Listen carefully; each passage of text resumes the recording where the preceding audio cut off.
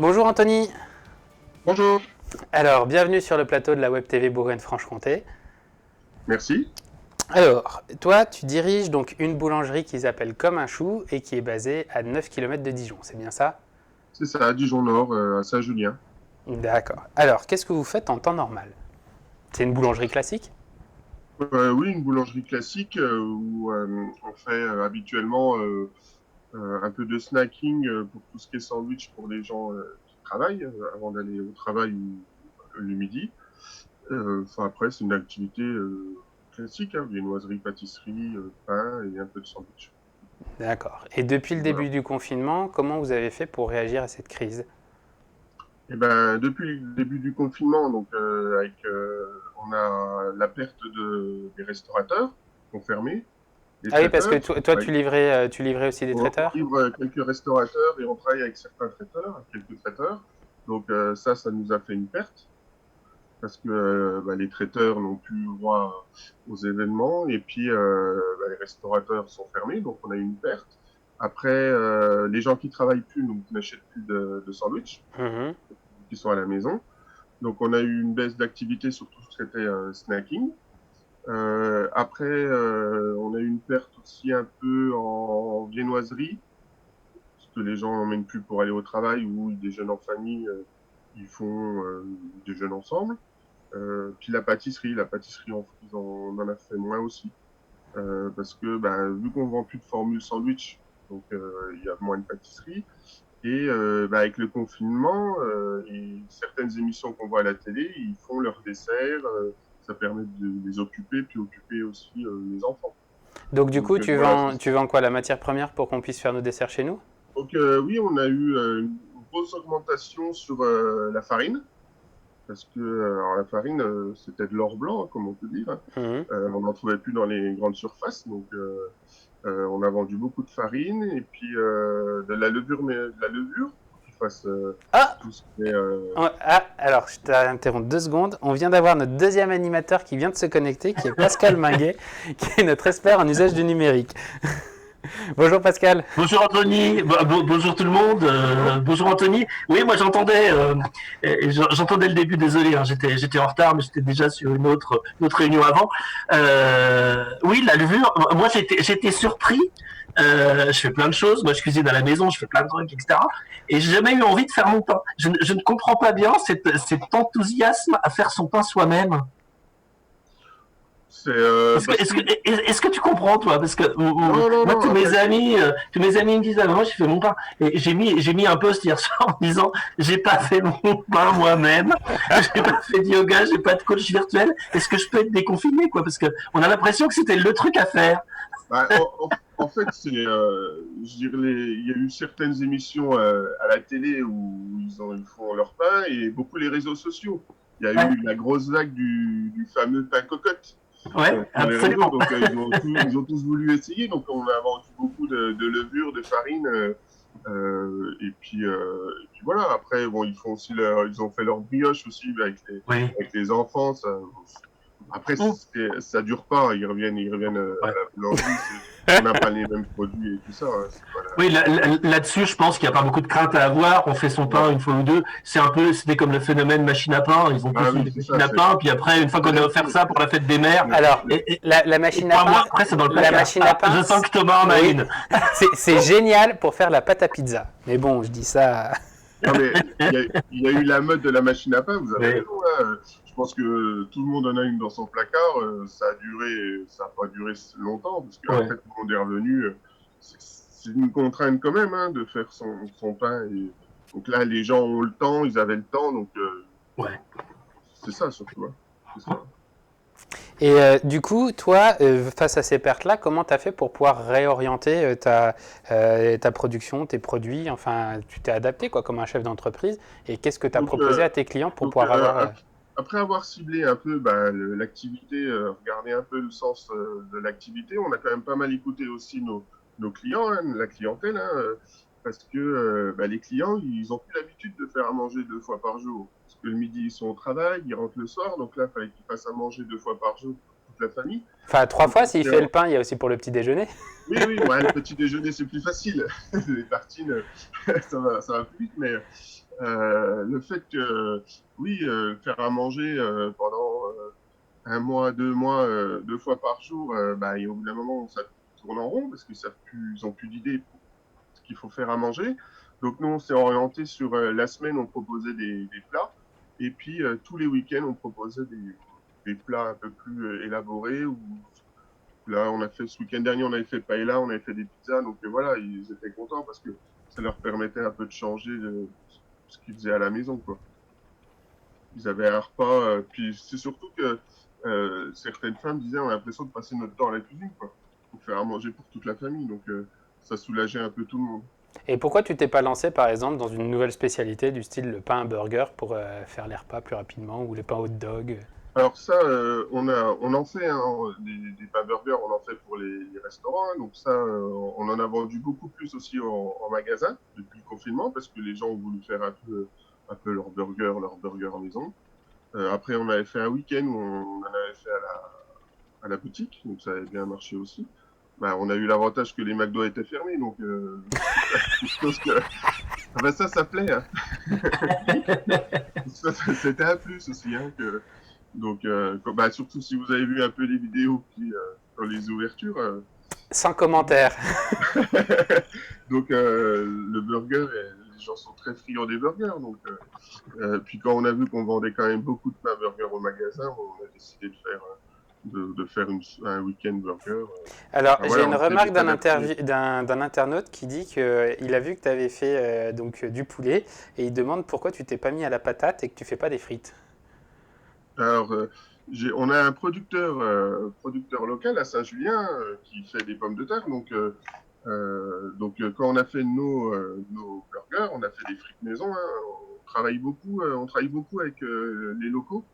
On travaille beaucoup avec la ferme des Louvières, des GF au niveau des pommes de terre. On travaille beaucoup. Et puis, le boucher de Marsanet-le-Bois, voilà, on travaille beaucoup en local. On fait du maison, tout maison. Et les fraises qui vont arriver, ils vont venir de Brognon. Donc voilà, on travaille les fruits et les matières de saison et en local, quoi.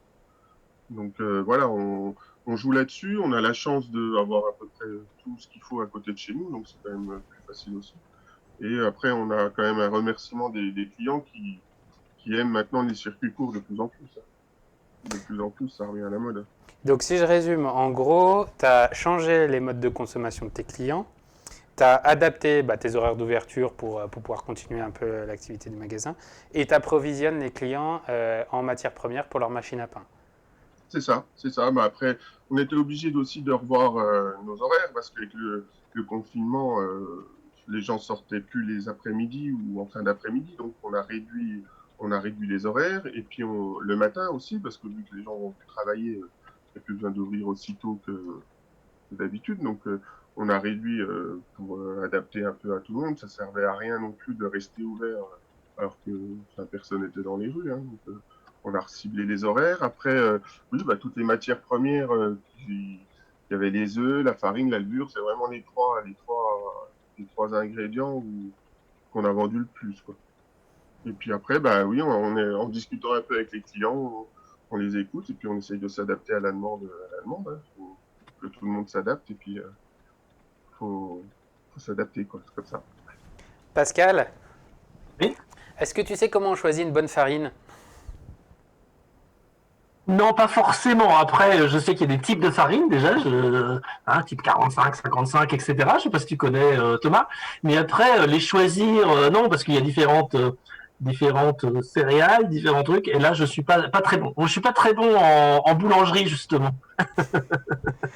Alors, du coup, tu peux nous éclairer, Anthony? Bah après, oui, après, on peut trouver des farines complètes, farine de sarrasin. Après, il y a farine d'épeautre où il y a moins de gluten dedans par rapport à ceux qui sont intolérants. Après, par rapport à ce que dit Pascal, oui, les types de farine, on a la T55 qui est plus pour faire tout ce qui est pain et puis viennoiserie. Et la type 45 qui est beaucoup plus fine, c'est plus pour la pâtisserie.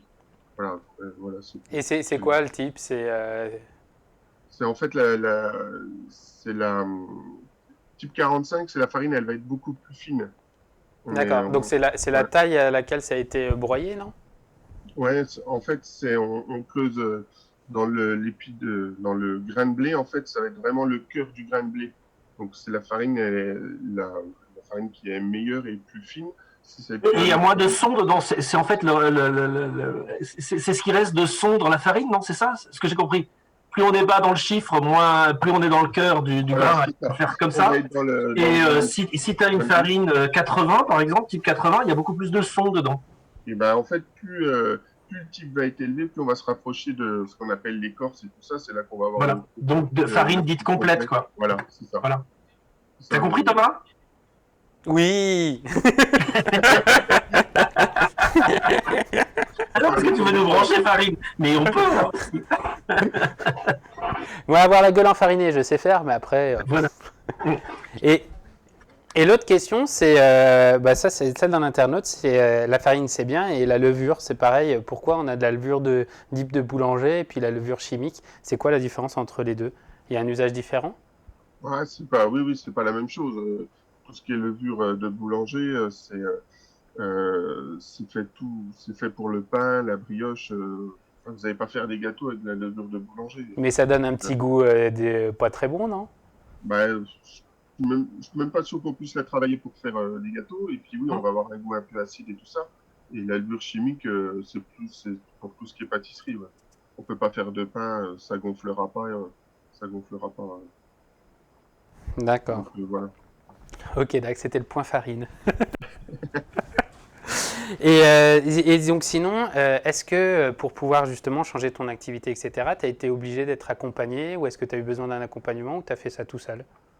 Non, non, non. On a plus discuté avec toute l'équipe, hein, les vendeuses, qui parlent beaucoup plus aux clients que nous. Après, on- avec les pâtissiers, puis j'ai embauché l'été dernier un traiteur parce que c'est vrai que dans la boulangerie-pâtisserie, ce qui se développe beaucoup, c'est le snacking. Hum. Donc, on a voulu avant, bon, c'était nous en boulanger-pâtissier qui faisait tout ce qui était les sandwichs, les plats et tout ça. Et vu qu'on a une grosse augmentation sur cette demande-là, j'ai embauché un traiteur. C'est son métier. Donc, on développe beaucoup plus, on fait beaucoup plus de plats et puis de sandwichs plus travaillés, quoi. On sort du jambon beurre classique. Voilà, on essaye de se développer là-dessus. On fait beaucoup plus de pâtés, de friands, des choses comme ça qu'on prenait pas le temps de faire avant parce qu'on avait déjà la pâtisserie et le pain qui nous prenait déjà du temps. Donc là, voilà, on a quelqu'un qui s'occupe vraiment de toute cette partie-là. Tu fais du pâté maison? On fait notre pâté en croûte, on Bah, fait les pâtés en croûte, historiquement, les boulangers font du pâté en croûte, Thomas. ouais. Ah, je savais pas.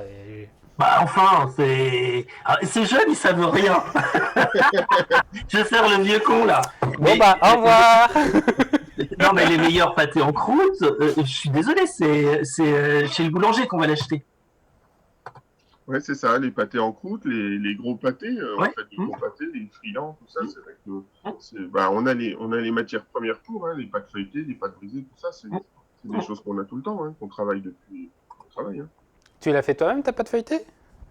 Oui, oui, oui, on fait tout, on fait Parce tout nous-mêmes. qu'on m'avait dit que chez les boulangers, ça commence à être rare, un bon boulanger qui fait sa pâte feuilletée lui-même. Ah, oui, oui, oui. Après, il y a certains qui s'orientent sur du tout fait bah, par rapport à... Parce que c'est une petite boulangerie où ils sont tout seuls, ou des fois la difficulté de trouver des salariés aussi. Hein, mais Mhm. après, voilà, nous, on est 8 hein, maintenant, Ouf.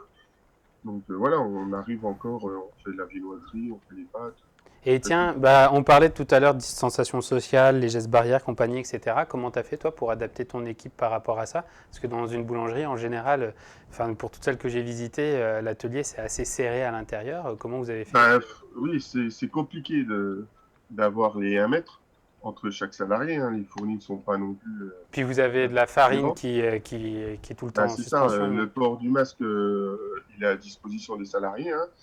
Après, entre la chaleur, la farine et tout ça, c'est quand même pas très, très agréable. Après, voilà, on essaye de garder quand même nos distances entre nous. Euh, voilà. Après, c'est vrai que c'est compliqué parce on travaille l'un à côté de l'autre. Donc, après, nous, on travaille depuis le début. Donc, on n'a pas trop, j'ai pas eu de cas ou d'absence. Voilà. Après, voilà, on joue sur le fait de peut-être se laver plus les mains que d'habitude, hein, mais voilà, on a mis comme ça. Après, les vendeuses, bon, j'ai acheté le plexi à mettre au niveau de la caisse. Les gants, il y a les masques, gel hydroalcoolique, hein, et aussi, non, voilà. Ah oui, on met tout le pain en sachet, comme ça les vendeuses ne touchent plus le pain. Donc D'accord. voilà, ça rassure aussi les clients. Et en parlant de rassurer les clients, est-ce que leur comportement est agressif, compréhensif, serein? Non, on n'a pas eu de Ils sont problème. comme d'habitude, ils sont comme ça? Ah, il y en a qui souffrent quand même. Non, non, ils sont même. C'était un peu plus compliqué au début parce que avec les informations qu'on avait sur le confinement et puis le Covid, après les gens aussi s'y sont faits et puis on a eu de la chance d'avoir du beau temps, donc ça a détendu quand même beaucoup la clientèle et puis ça leur faisait. Nous on n'est pas en ville, hein, donc ça leur faisait leur petite sortie du jour, ils venaient en vélo ou à pied, voilà. Non, ça allait, on n'a pas eu de soucis, hein. On n'a pas eu de soucis. On a Et une j'ai... clientèle qui est assez sympathique. Voilà. Alors, vu que tu as une clientèle assez sympathique, j'ai une question donc de Lise, qui est notre prochaine intervenante, qui demande si est-ce que tu es prêt à diversifier ta vente au point de vendre des livres régionaux dans ta boutique? Les livres régionaux? Oui? Ben, Euh, qui sont réalisés par des auteurs en région et puis qui sont produits en région. on peut toujours oui, pourquoi pas. On l'a fait avec certains de la communauté de communes du Val de la Norgetti, donc on peut en mettre, puis voir après si ça fonctionne, il n'y a pas de souci, hein. Ah bah j'ai un polar pour toi alors.